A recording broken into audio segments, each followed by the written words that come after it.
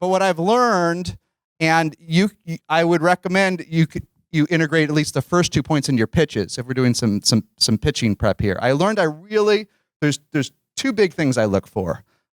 First of all, I look for founders that are better than me adjusted for time.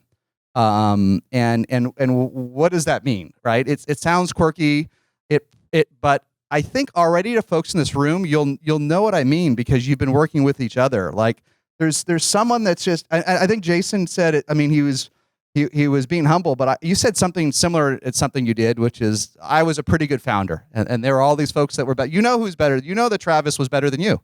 You were very successful. You still are. But as a founder, and I bet when you met Travis, you knew he was better than you.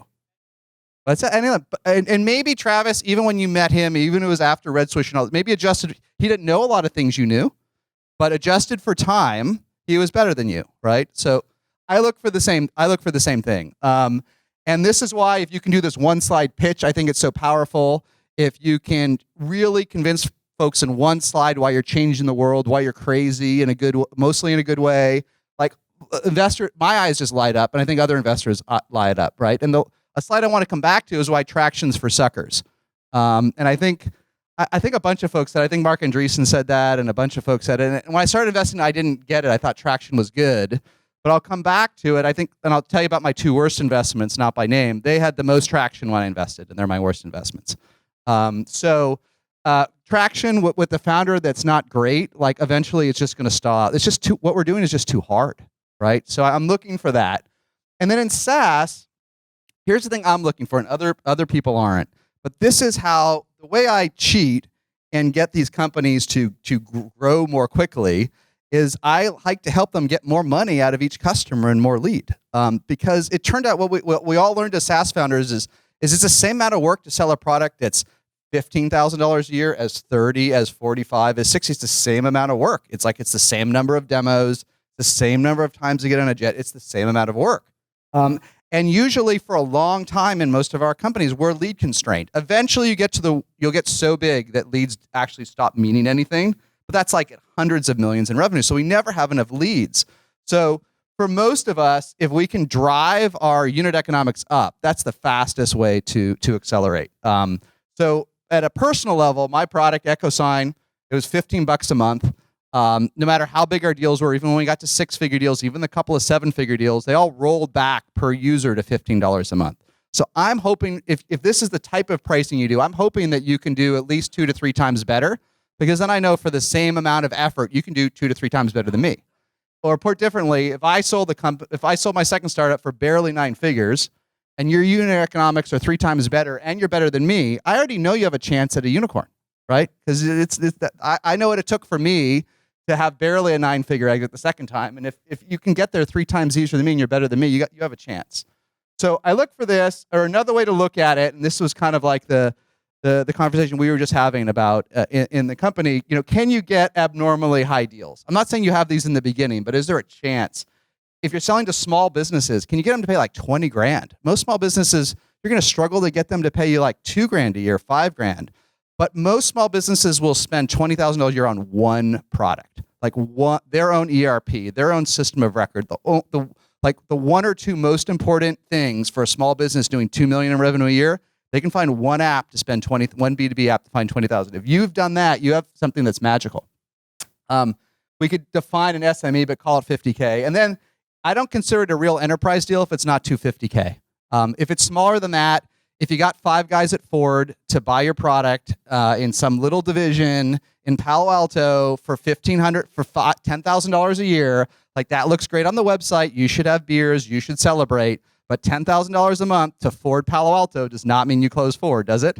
Not even remotely. Did the CIO approve the purchase? Did procurement approve the purchase? So I give you no credit for enterprise until you sort of hit the 6 figures. And I'm expecting that in the room that you have this. But what I'm trying to wonder as an investor, are there signs that you might get there, right? And so, for example, one of the things what I love, if it's early, is let's say you have 10 customers. And 8 of them are each paying you $500 a month, $6,000 a year. But 2 of them, and you don't know what you're doing, you've never done sales. 2 of them are paying you $45,000 a year, like you're getting, or $20,000. then I know, like, unless these are the craziest customers in the world, I can help you get more than 2.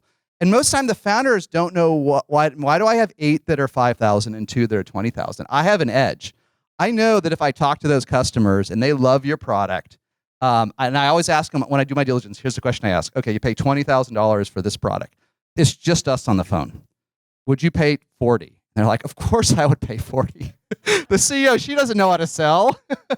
Of course I would pay 40, right? You think I'm kidding? I have this conversation all the time, and they all tell me they would pay twice as much, right? Then I know you've got a shot to go up market. And if they'll tell me on the phone they pay twice as much, I'm pretty sure if we work together, we get like 4 to 5 times as much. So $20K a year times 4 to 5, $100K, it starts to kind of get interesting. Let me just take a quick moment to tell all the startups listening that Scott Walker is an amazing attorney. I know because a lot of my incubator companies and investments use Scott Walker, and we just had a discussion about law firms on our our secret discussion group, and people were talking about how much they love working with Scott Walker and the Walker Corporate Law Firm.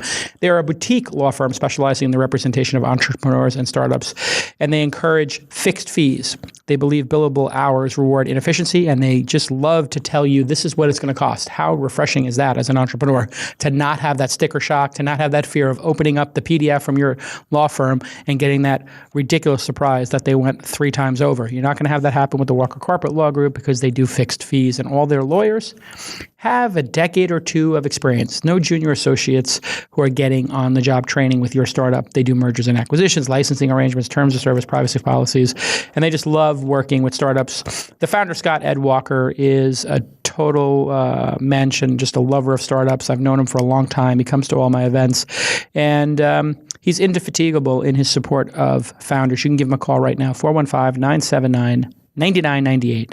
415 is San Francisco, 979-9998, 979-9998, or email Scott at Walker Corporate Law, Scott at WalkerCorporateLaw.com, or visit WalkerCorporateLaw.com. And you can follow Scott Ed Walker on the Twitter, at Scott Ed Walker. And everybody go ahead and thank at Scott Ed Walker on Twitter if you're a super fan, because he has been, I think he's the longest running partner of the show. So thanks again to Scott Walker for representing my companies and doing a great job at it.